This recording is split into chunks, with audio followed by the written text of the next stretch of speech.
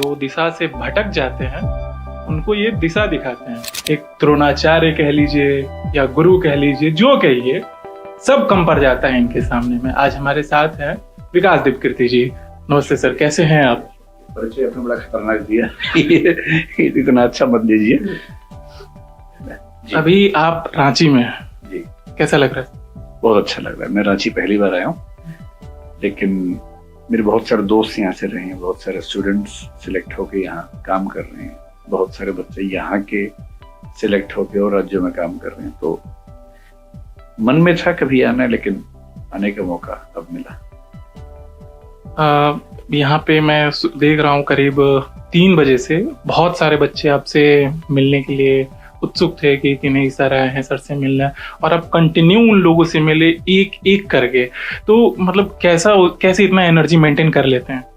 नहीं, बात एनर्जी की नहीं, बात यह कि अगर मैं आया हूँ और बच्चे मिलना चाह रहे हैं तो उनके लिए शायद ये एक बड़ा मोमेंट है।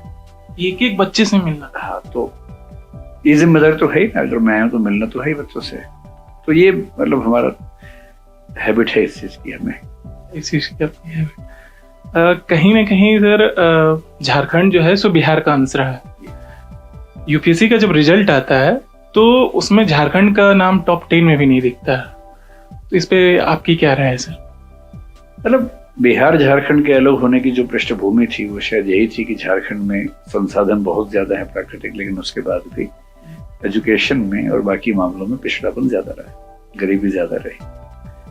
तो मैं ये कहूँगा कि झारखंड में वो जो कल्चर है तैयारी करने वाली, पढ़ाई करने वाली, उतनी डेवलप हो नहीं पाई कभी। जैसे पटना में पढ़ाई का जो क्रेज यूपीएससी का हमें दिखता है, वो रांची में उतना नजर नहीं आता जैसा हमें परसेप्शन है। हालांकि आज बच्चों की संख्या और उत्साह देख के मुझे ऐसा लगा नहीं, पर धीरे धीरे समझ में आएगा। ये भी हो सकता है कि बच्चों में उत्साह हो, इच्छा हो, लेकिन वैसा इकोसिस्टम ना मिल पाया हो। तो उम्मीद हम कर रहे हैं कि 2-3 साल में आपको ट्रेंड में बदलाव नजर आएगा। आपका यहाँ पे अभी ब्रांच खुला है, दृष्टि आई है, तो को लगता है कि इस बार से अगली बार जो रिजल्ट आएगा वो बदलाव नजर आएगा? अगली बार तो नहीं, क्योंकि ये प्रोसेस करीब 2 साल के आसपास का होता है। तो जो बच्चे फाउंडेशन बैच अभी शुरू करेंगे तो जनरली वो 27 का एग्जाम देंगे, जिसका रिजल्ट 28 में आएगा। तो 27 के रिजल्ट में जो बच्चे आएंगे उनमें से वो होंगे जिनका पहले ही प्रीलिम्स निकला हुआ है, कम टाइम में वो तैयारी कर सकते हैं, मेंटरशिप में पढ़ाई करेंगे। तो मेरे ख्याल से 27 के रिजल्ट में कुछ बच्चे, 28 से थोड़े ज्यादा बच्चे आपको दिखने शुरू होंगे। जब बच्चे आपसे मिल रहे थे तो उनकी आंखों में मैं एक चमक देख रहा था आपसे मिलने के लिए, उसके चेहरे पे एक बड़ी ताजा वाला मुस्कान कि सर से मिलना है, तुरंत आना, पाँव छूना और फोटो लेना। तो आपको कभी ऐसा लगा कोई बच्चा को देख के कि नहीं ये बहुत अलग है? हाँ, मतलब जैसे आज भी मैं कहूँगा तो मेरे ख्याल से अगर 300-400 बच्चे रहे होंगे फोटो खिंचवाने वाले, तो उनमें से 8-10 बच्चों से मिलकर ऐसा लग जाता है कि वो अलग लेवल पे है तैयारी के। वो 2 सेंटेंस में समझ में आता है। अभी के जो बच्चे हैं वो कहीं ना कहीं डिप्रेशन, एंजाइटी, इन सब चीज़ों से जूझ रहे हैं। मैं भी उसी उम्र का हूँ। काफ़ी बच्चों को मैं देखता हूँ कि वो कहीं ना कहीं प्रेम में पड़े हुए होते हैं और उसके बाद वो जूझ रहे होते हैं। तो उससे कैसे उनको मतलब निजात पाना चाहिए? मतलब प्रेम में उलझने से बचें तो ठीक है तैयारी करने के समय, लेकिन उलझ गए तो फिर निजात क्यों पाना है? फिर तो जीवन का हिस्सा ही है। तो मैं बच्चों से जनरली ये कहता हूँ कि अगर उनकी उम्र कम है, 18-19 साल की, तो पढ़ाई पे ध्यान लगाएं।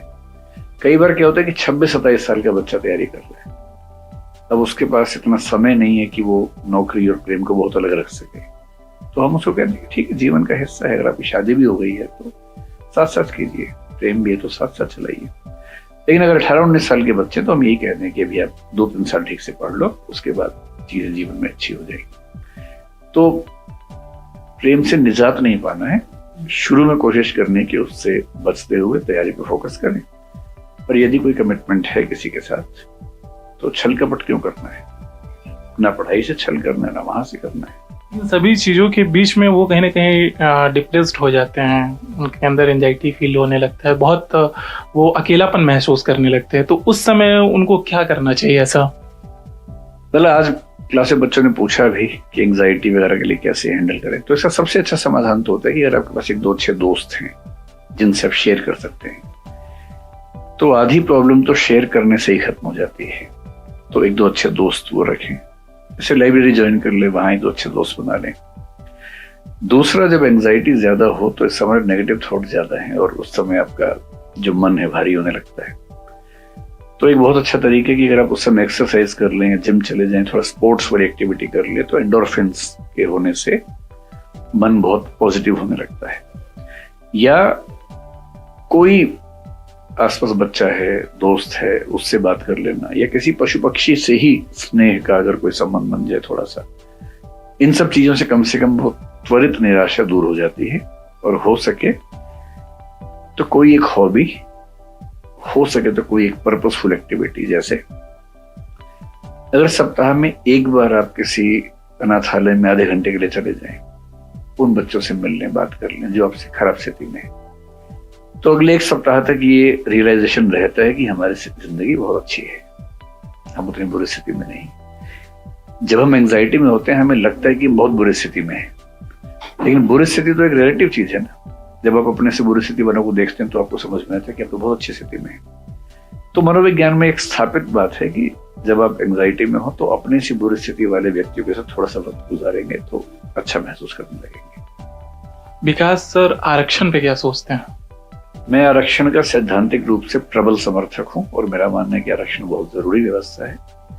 लेकिन आरक्षण को लेकर जो हमारी पॉलिसीज हैं उसका इम्प्लीमेंटेशन जो है उसमें कई लूप होल्स हैं और मैं बहुत मुखर तरीके से उन पर बोलता रहा हूं। जैसे आरक्षण देते समय बहुत केयरफुल रहना चाहिए कि गलत व्यक्तियों को आरक्षण ना मिले जिनको सच में उसकी जरूरत नहीं। क्रीमी लेयर की धारणा पे बहुत डिबेट चलती है, सुप्रीम कोर्ट ने जजमेंट दिया भी है, अभी गवई साहब ने भी स्टेटमेंट दिया। तो मेरा मानना है कि जो क्रीमी लेयर में है, चाहे वो SC/ST में लोग हों, अगर वो सच में उसका बेनिफिट काफी ले चुके हैं तो कुछ नियम बना के बाकी लोगों को बेनिफिट पहुंचाना चाहिए, ना कि कुछ ही लोगों को बार बार बेनिफिट मिलता रहे। आपके हिसाब से आरक्षण जाति के आधार पे होना चाहिए या फिर आर्थिक आधार पे? सुप्रीम कोर्ट ने इसका जवाब कई बार दिया हुआ है और वो ये है कि हम जाति को भी आर्थिक वर्ग के रूप में काउंट कर सकते हैं अगर जाति में बड़ी संख्या में लोग पिछड़ेपन की स्थिति में हैं। आरक्षण की वजह केवल आर्थिक नहीं होती है और वो बहुत व्यावहारिक भी नहीं है, क्योंकि आर्थिक आरक्षण तो हमने कर दिया है, संविधान में संशोधन भी हो गया है, सुप्रीम कोर्ट ने उसको अप्रूव भी कर दिया है, तो वो एक पक्ष के रूप में ठीक है।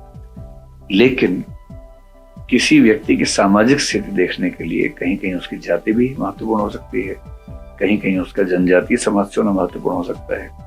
ये सारे इंडिकेटर्स की अलग अलग पैरामीटर्स पे वैल्यूएशन करके हम एक व्यक्ति के वंचन को समझ सकते हैं और सबसे अच्छा तरीका ये है कि टोटल रेंज ऑफ डिप्राइवेशन समझ के फिर हम तय करें कि आरक्षण देना है या नहीं देना है। ये बहुत साइंटिफिक तरीके इसके हैं, अभी हमारे पॉलिटिकल सिस्टम ने उतने साइंटिफिक तरीके अपनाए नहीं है।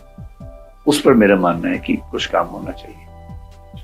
अभी हाल ही में बिहार चुनाव होगा, वहां पे एक नई पार्टी आई, नए चेहरे आए, विकल्प के तौर पे लेकिन रह गए प्रशांत किशोर। उनको आप किस नजरिए से देख रहे हैं? प्रशांत किशोर मतलब एक पॉलिटिकल एनालिस्ट के रूप में तो बड़े सम्मान की बात रहे ही हैं। उनसे मेरा निजी परिचय नहीं, लेकिन मेरा मानना है कि नए विकल्पों का आना राजनीति में अच्छा रहता है और पहली बार में कोई सरकार बना लेगा, जीत जाएगा, ये कल्पना करना मुश्किल काम है। भारत में अब तक 2-3 ऐसे अनुभव हुए जिससे हम उम्मीद कर लेते हैं, चाहे वो अरविंद केजरीवाल हो या फिर असम में जब ऑल असम स्टूडेंट्स यूनियन का इलेक्शन हुआ था, या NT रामाराव जब आंध्र प्रदेश में आए थे। तो उससे ऐसा लगता है कोई नया आदमी आएगा, एक झटके में सरकार बना लेगा। अगर हम बहुत उम्मीद ना पाले तो पहले इलेक्शन में 3% वोट लिए हैं तो ये अचीवमेंट है। अगर वो टिके रहेंगे तो हो सकता है कि अगले या उससे अगले इलेक्शन में एक अच्छा रिजल्ट उनके हाथ में आ जाए। अभी उनका एक वीडियो भी वायरल हुआ है और उसमें वो बोले भी हैं, सभी से अपील की है, 1,000 आप लोग मुझे मेरे खाते में भेजिए जनस्वराज को जीवित रखने के लिए, चलाने के लिए, और वो अपना सारा संपत्ति भी शायद दान कर दिए। ये मुझे आइडिया नहीं, पर ऐसा तो ठीक है। जनता से वोट के साथ कोई पार्टी अगर वित्तीय मदद भी ले पा रही है तो इसका मतलब लोग भरोसा कर रहे हैं। इन चीजों का असर 10, 15, 20 साल के बाद नजर आता है, 5 साल में या 2 साल में देखना जल्दबाजी है।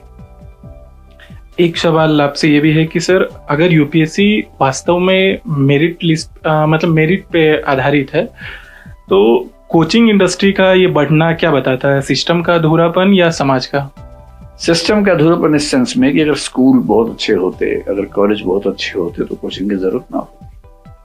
अगर स्कूल बहुत अच्छे होते तो नीट जेई के लिए अलग से किसी इंस्टीट्यूट की जरूरत ना होती। अगर कॉलेजेस में पढ़ाई उस लेवल की होती तो यूपीएससी के लिए भी अलग से जरूरत ना होती। तो हाँ, ये कह सकते हैं कि शिक्षा व्यवस्था स्कूल और कॉलेज लेवल पर बहुत मजबूत नहीं है, इसलिए कोचिंग की जरूरत पड़ती है और बहुत सारे देशों में ऐसा होता है। एक आइडियल स्थिति यही है कि किसी भी कोचिंग इंस्टीट्यूट की जरूरत ना पड़े। एक अंतिम सवाल है आपसे कि आपका ससुराल मिथिला में, भोजपुरी गाना सुनते हुएगा, मैथिली गाना सुनते हुएगा, कौन से सिंगर आपको सबसे पसंदीदा है? बहुत ज्यादा तो नहीं, लेकिन एक गाना कुछ दिनों से हमारे घर में काफी बज रहा था, वो ठीक है नाम से गाना है और ये खेसारी लाल यादव का गाना है। तो मैंने क्लास में कई बार मजाक में उस गाने का इस्तेमाल किया भी है। बाकी रिंकिया के पापा भी हमने कई बार सुना है, मनोज जी हमारे मित्र भी रहे हैं लंबे समय तक। तो लेकिन बहुत ज्यादा मेरा सुनने का रुझान रहा नहीं है। कम शब्दों में सर, अगर यहाँ के जो यूथ है उनको अगर कोई संदेश देना हो तो क्या कहेंगे? मैं हमेशा ये कहता हूँ कि अपनी बैकग्राउंड और अपने एप्टीट्यूड क्षमताओं के हिसाब से अपना भविष्य तय करें। लेकिन जो भविष्य तय करें, चाहे वो यूपीएससी हो, चाहे खेल हो, चाहे उद्यम हो, स्टार्टअप हो, जो भी चुनना हो चुने। लेकिन जो चुने उसके लिए फिर कम से कम जिंदगी का एक छोटा सा हिस्सा पूरी तरह से उस पर न्यौछावर करें, ताकि बाकी जिंदगी का कंट्रोल आपके हाथ में रहे।